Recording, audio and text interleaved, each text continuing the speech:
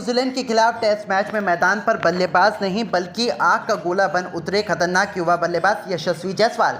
उन्होंने अपने विध्वंसक बल्लेबाजी से वानखेड़े स्टेडियम को कीवी गेंदबाजों का शमशान बना दिया। जी हां, भारत और न्यूजीलैंड के बीच हुए तीसरे टेस्ट मुकाबले में यशस्वी जायसवाल ने वो कारनामा कर दिखाया जिसे कर पाना बड़े बड़े क्रिकेटरों के लिए सपना होता है। तो आखिरकार कैसे यशस्वी जायसवाल ने तूफानी शतक नहीं बल्कि दोहरा शतक जड़ लगाए हैं छक्कों के अंबार। आखिरकार यशस्वी जायसवाल ने अपनी पारी में कितनी गेंद खेल कर ठोक दिया है ये ऐतिहासिक दोहरा शतक। दिखाएंगे उनकी ताबड़तोड़ बल्लेबाजी का पूरा वीडियो, लेकिन उससे पहले आपको क्या लगता है, यशस्वी जायसवाल, ऋषभ पंत और विराट कोहली में से कौन है सबसे खतरनाक बल्लेबाज? अपनी राय हमें नीचे दिए गए कमेंट बॉक्स में जरूर दीजिएगा।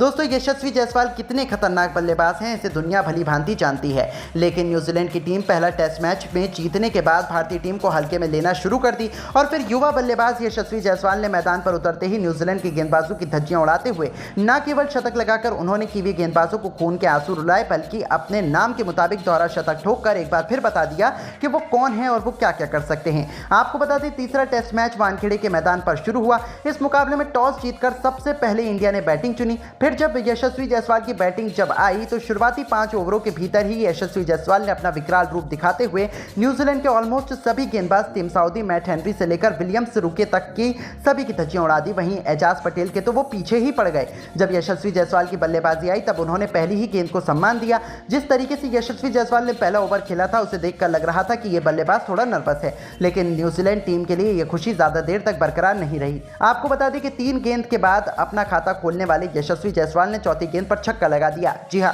हेनरी की गेंद को यशस्वी जायसवाल ने सीधा स्टेडियम पार पहुंचा दिया। उनके इस जबरदस्त शॉट को देखकर न्यूजीलैंड के कप्तान टॉम लैथम को यह अंदाज लग चुका था कि अब यह खिलाड़ी उनके गेंदबाजों को बख्शने वाला नहीं है। और फिर क्या था, उनका डर सही साबित हुआ। देखते ही देखते यशस्वी जायसवाल ने एजाज पटेल के एक ओवर में लगातार 3 गेंद पर 2 तूफानी छक्के और एक खतरनाक चौका लगाकर उन्होंने वो किया जिसका अंदाजा शायद किसी को भी नहीं था और महज 28 गेंदों में अर्धशतक ठोक दिया। 50 रन बनाने के लिए यशस्वी जायसवाल 4 तूफानी छक्के भी जड़ दिए और अपनी पारी में उन्होंने 3 चौके भी लगाए, लेकिन ये तो केवल एक ट्रेलर था। यशस्वी जायसवाल खौफनाक बल्लेबाजी कर रहे थे। अभी से ही कीवी गेंदबाजों में डर का माहौल बना हुआ था क्योंकि जायसवाल ने टेस्ट क्रिकेट को वनडे नहीं सीधा T20 में तब्दील कर दिया था। पवेलियन में बैठे विराट कोहली और गौतम गंभीर भी यशस्वी जायसवाल की बल्लेबाजी से बेहद खुश थे। दोस्तों, जायसवाल का कोहराम यही नहीं थमा, आज वो इतिहास रचने के इरादे से मैदान पर उतरे थे। यशस्वी जायसवाल हमेशा ही एक ही अंदाज में बल्लेबाजी करते हैं और वो आज भी वही कर रहे थे। आपको बता दें कि उनको गेंदबाजी करने आए न्यूजीलैंड की आखिरी उम्मीद स्पिन के जादूगर ग्लेन फिलिप्स, जिन पर अपनी टीम को सबसे बड़ी सफलता दिलाने की जिम्मेदारी थी। उन्होंने सोचा था कि वो यशस्वी जायसवाल को आउट करने के काबिल हैं, लेकिन ये केवल एक उनकी गलतफहमी थी। जो यशस्वी जायसवाल के तूफान में पल भर में हवा हो गई और उनकी 3 गेंदों पर 2 छक्के और 1 चौके के साथ यशस्वी जायसवाल 80 रनों के पार पहुंच गए। और अब यहां पर ग्लेन फिलिप्स के मार खाने के बाद लैथम ने एक नई चाल चली। उन्होंने गेंद थमाई अपने सबसे बड़े मैच विनर गेंदबाज टिम साउदी को। उन्हें लग रहा था कि उनकी गेंद को मारने के चक्कर में यशस्वी जायसवाल अपना विकेट गंवा बैठेंगे, लेकिन ये उनकी सबसे बड़ी भूल थी। आपको बता दें कि साउदी के घमंड को चूर चूर करते हुए उनकी 3 गेंदों पर 3 छक्के लगा यशस्वी जायसवाल ने न सिर्फ अपना कप्तान लैथम को गलत साबित किया बल्कि लंबे इंतजार के बाद आखिरकार अपना ऐतिहासिक शतक भी पूरा कर लिया। शतक बनाने के लिए यशस्वी जायसवाल ने केवल 92 गेंदें ही खेली थी, जिसमें उन्होंने 8 छक्के और 8 चौके भी लगाए। अब आप इसी से अंदाजा लगा सकते हैं कि यशस्वी जायसवाल ने केवल 52 गेंदों में ही शतक ठोक गेंदबाजों की कितनी बेरहमी से पिटाई की है। यशस्वी जायसवाल का कोहराम यही नहीं थमा, उन्होंने साथी खिलाड़ियों के साथ मिलकर और भी ताबड़तोड़ बल्लेबाजी की और देखते ही देखते 82 गेंदों पर 150 रनों का आंकड़ा पार कर लिया।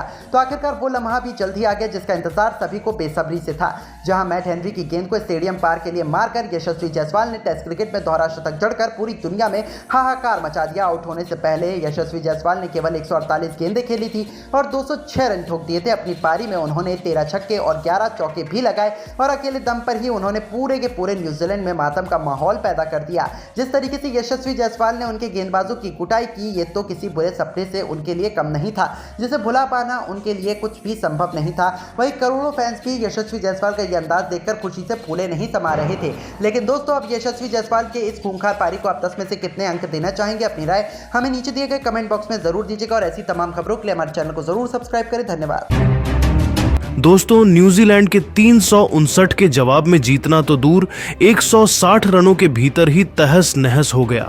भारत का सितारों से सजा बैटिंग क्रम तो टीम इंडिया की नाक कटते हुए देखकर बड़े बड़े भारतीय दिग्गज भी भड़क गए।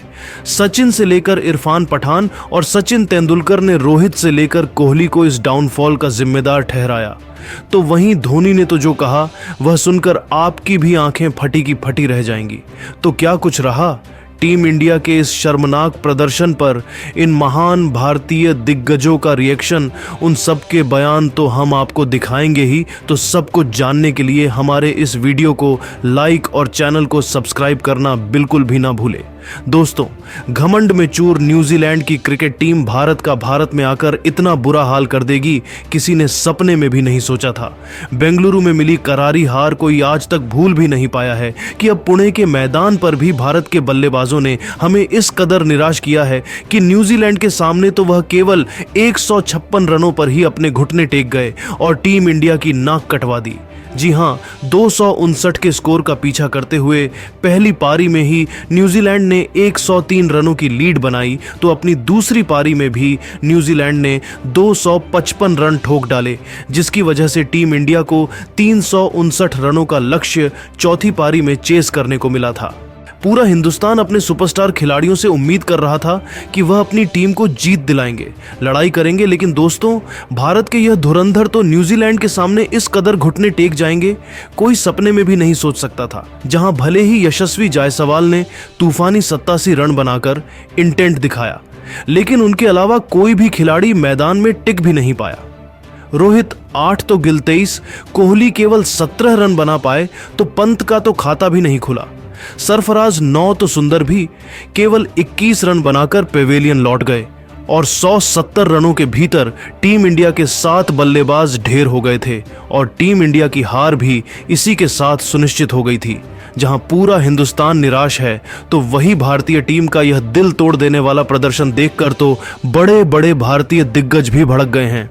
जी हां दोस्तों, सबसे पहले तो खुद God of cricket Sachin Tendulkar ने कहा कि मुझे अभी भी अपनी आंखों पर भरोसा करना मुश्किल हो रहा है। यहां पिच की कोई गलती नहीं थी, यहां हमारे बल्लेबाजों की गलती थी। खास तौर से मैं रोहित शर्मा और विराट कोहली से नाराज हूं। वह हमारी टीम के सबसे सीनियर खिलाड़ी थे, उन्हें जिम्मेदारी लेनी चाहिए। उनके अलावा बल्लेबाजी क्रम में ज्यादा एक्सपीरियंस नहीं है, तो हम किसी और को क्या ही दोष दे सकते हैं। यह टीम इंडिया के लिए वर्ल्ड कप जितनी ही बड़ी हार है, जिसे सहन कर पाना मुश्किल है। तो वहीं दोस्तों सर, सुनील गावस्कर ने तो अपनी सारी भड़ास निकालते हुए कहा, गौतम गंभीर के युग को भारत का स्वर्णिम युग माना जा रहा था। सबको लगा था कि गंभीर तो टीम इंडिया का झंडा और भी ऊंचा करेंगे, लेकिन गंभीर और रोहित ने मिलकर के हमारी नाक कटवा दी। अब यहां पिच और कंडीशन की गलती थोड़ी है। एक गेंदबाज आता है, वह आपके खिलाफ 7-7 विकेट ले जाता है।